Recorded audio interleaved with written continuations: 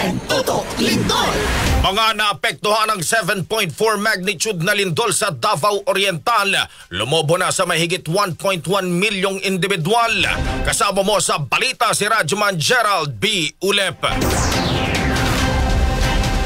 Umakyat pa sa mahigit 1.1 milyong individual ang naapektuhan ng magnitude 7.4 at 6.8 na lindol sa Maray, Davao Oriental. Ayon sa Department of Social Welfare Development o DSWD, kabuang 1,183,005 na katao ang tumbasa ng 271,600 na pamilya ang naapektuhan ng lindol sa Region 11 at Caraga. Nasa 438 families o 1,600 at 63 individual naman ang nananatili sa 7 evacuation centers.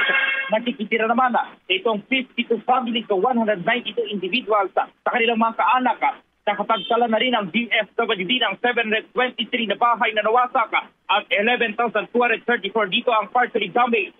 Sa ngayon, aabot na sa 51.7 million pesos ang naibabot na tulong ng DSWD.